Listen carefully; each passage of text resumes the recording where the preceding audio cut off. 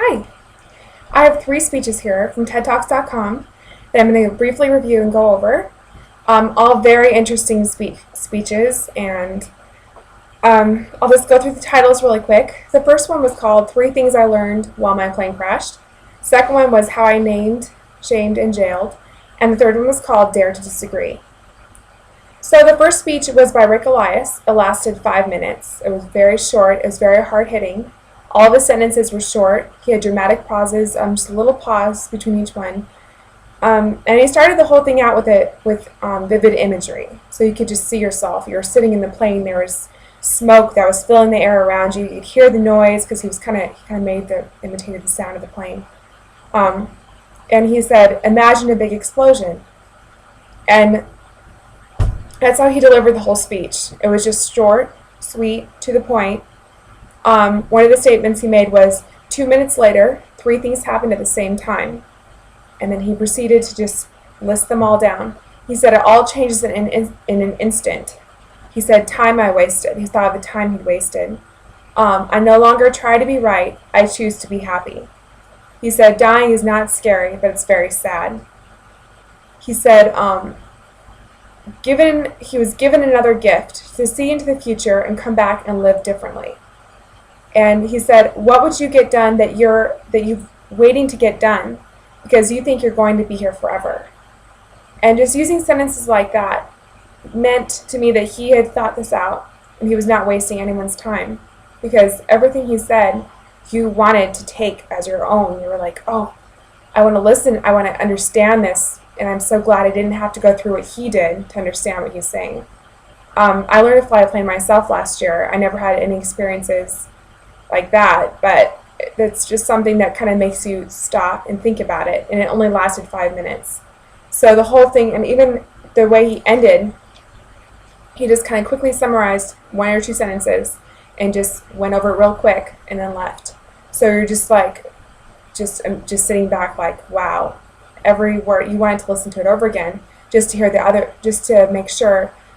He seemed like he was compressing all this stuff into one little thing, and you just wanted to make sure you got it all.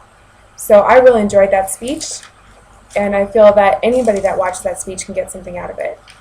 The second one was a little bit more unique, because it was a speaker from Ghana.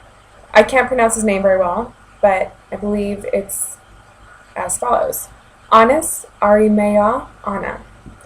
His title was How I Named, Shamed, and Jailed. And basically, he's an undercover journalist that lives in Ghana. And he goes from event to event in undercover journalism, exposes crimes that are going on, and reports them and makes sure that they get reported about, and then make sure that these people get into jail. So that's why his title is How I Named, Shamed, and Jailed. So he was very interesting. He used 3 narratives to illustrate what he was talking about.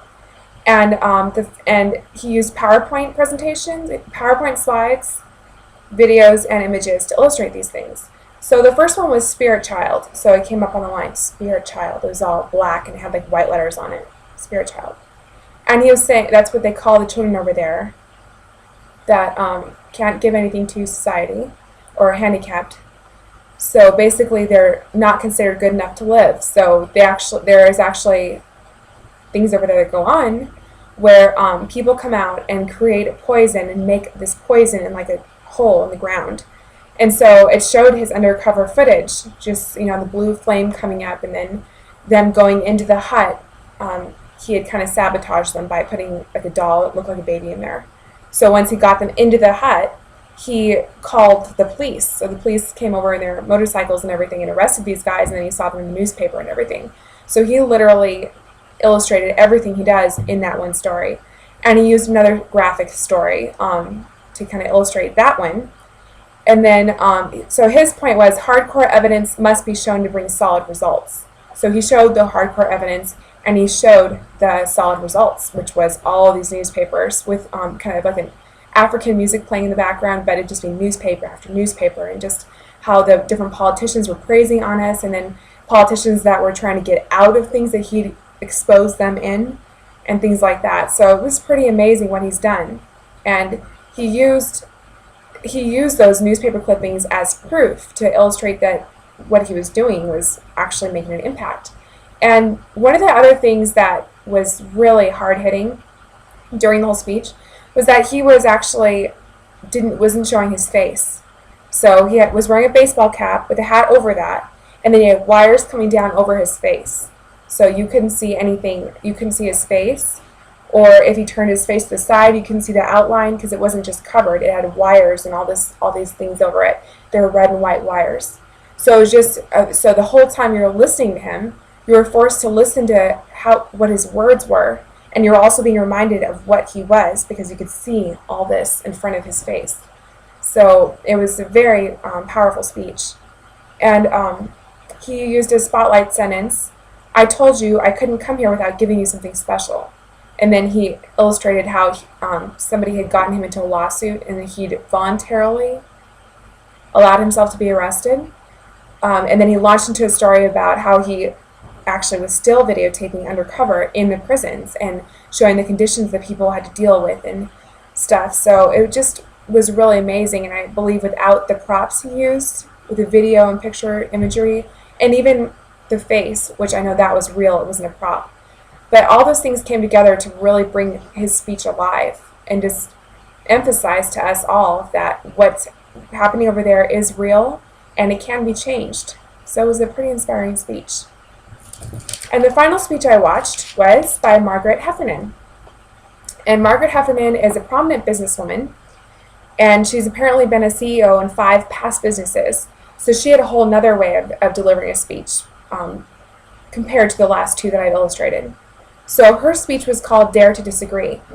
And she was saying how important it is for people involved in the business world to think, which in her definition, think was to disagree and challenge somebody else, so that in the end everyone was thinking better, was thinking to the best of their ability and potential. So basically she also used narrative stories. The most recent example she used was a person that was delivering or working on medical devices, that he saw something wrong in their production, something that was morally or ethically wrong, and was too afraid to bring it up. But it got to the point where he was so worried, he knew he either had to leave or he had to say something, so he did. So they debated it and argued it, and then that allowed everyone to be creative, solve the problem, and change the device. So her way of speaking was actually a persuasive argument, and I didn't even realize it till the end. At first it sounded like a narrative, just saying what it was, what speaking clearly or what debating really was. But then she got to the end of it and she said, you could see as she leaned forward and looked out at everyone, what the message was. And she said it was to teach to kids and adults at every stage of development, if we want to have thinking organizations and a thinking society, that when we dare to break the silence of ourselves or people around us, we enable all of us to do our very best thinking. So it was something that isn't a very accepted viewpoint in many businesses, where people are kind of trained to follow the rules and go by what they're supposed to. But coming from her background, the fact that she was a CEO and has seen all the management of all these businesses, and her decisions in turn have probably affected thousands of people, gave it credibility. So it was a good point for someone like her to deliver. And the way she delivered her speech was totally different from the other 2, being that she used statistics to support her examples. So one of the statistics she used was 85% of American and European executives acknowledge that they have had issues or concerns at work and are afraid to raise them due to fear of conflict and getting embroiled in arguments they couldn't solve.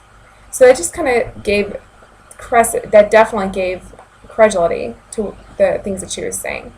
So out of all 3 of these interesting speeches, the one I could relate to the most was the first. Even though it only lasted 5 minutes, I felt Rick Elias was like me, or like anybody. He wasn't an extremely polished person that had delivered thousands of speeches before. He wasn't someone that was coming from another country, that was dealing with issues that I don't. This was a person that one minute was a normal person, and 5 minutes later had almost died. So that can happen to any of us at any time. So I hope that you've enjoyed hearing these speeches, and please give me as much feedback as you can. Thank you.